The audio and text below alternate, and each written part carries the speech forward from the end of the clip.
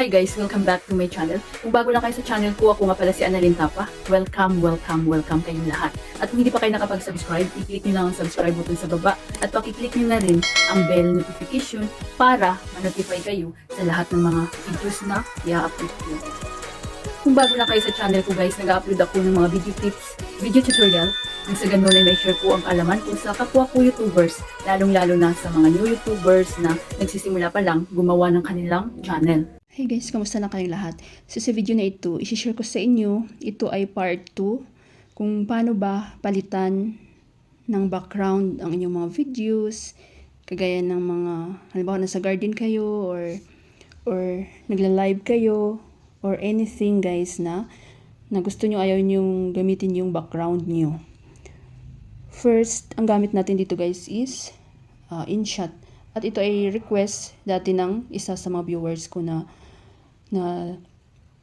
sabi niya, do you have a video on how to change to a live background? I only want to use the free app.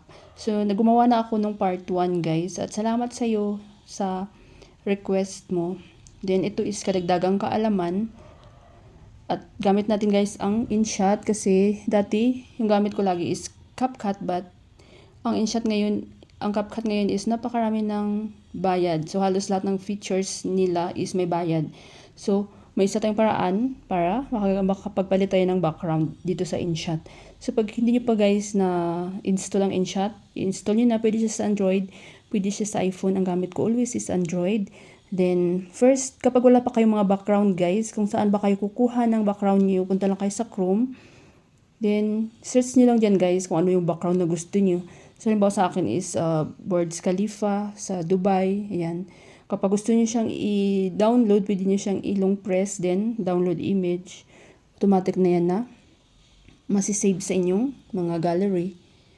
At pangalawa na napaka-importante, para clear yung inyong, clear yung inyong video. So, dapat guys, is yung background nyo kapag nag-film kayo ng video, nag-film kayo guys, mag-provide kayo ng white background.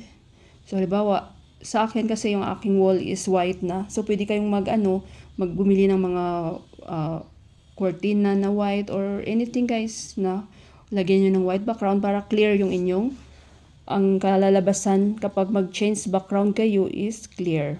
So, i-open na natin ang InShot. Punta tayo sa video. Then new. So, dito guys, meron akong mga background dito na download galing sa Chrome. So, select ko lang yan. Then, check nyo lang.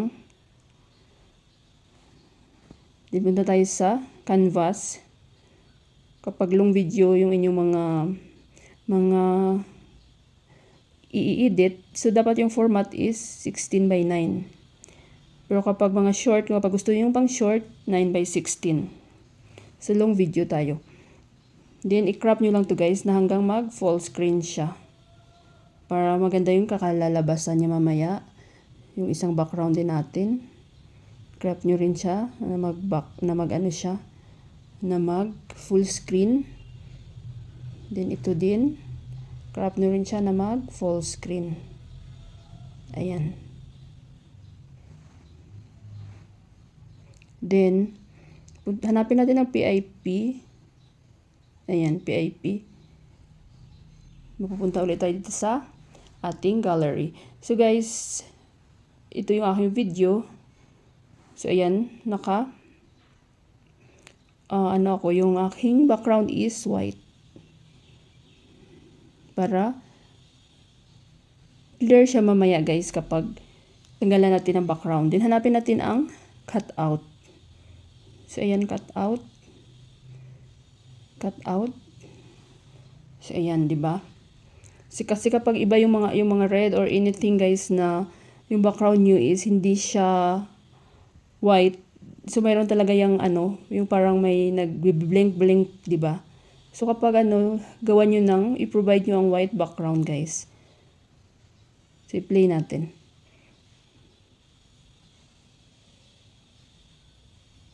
So palitan lang natin guys konti. Adjust natin yung ating video.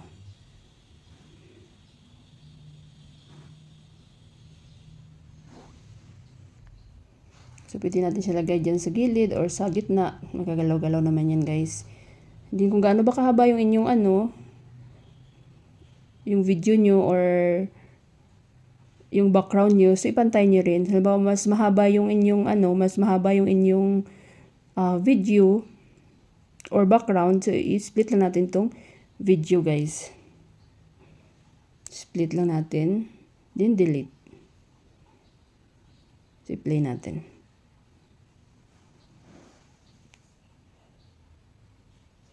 So, pwede rin natin siyang lagyan guys, ng transition.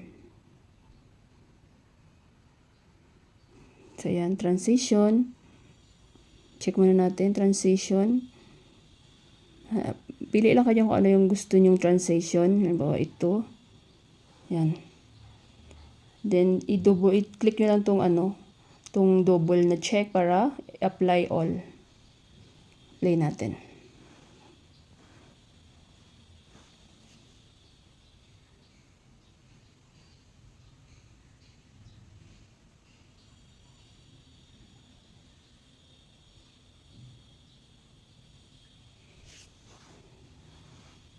So, diba? So, yan lang kadali, guys. Kapag gusto nyo magpalit ng background sa inyong mga videos. At dapat, yung inyong background, kapag nag-film kayo, is white background. So, kapag meron kayo guys mga question, suggestion, or any request about tutorial, comment lang kayo sa baba at gawa natin ng tutorial yan. Sana guys may natutunan kayo sa video tutorial ko na ito at maraming salamat sa panonood. Kung meron kayong mga question, suggestion, and request, just leave a comment down below. At huwag niyo kalimutan mag-like, share, comment, at kung hindi pa kayo nakapag-subscribe, i-click niyo lang ang subscribe button sa baba at pakiclick niyo na rin ang bell notification para ma-notify kayo sa lahat ng mga videos na i-upload ko. Always be happy guys, be positive, avoid nega. See you next time!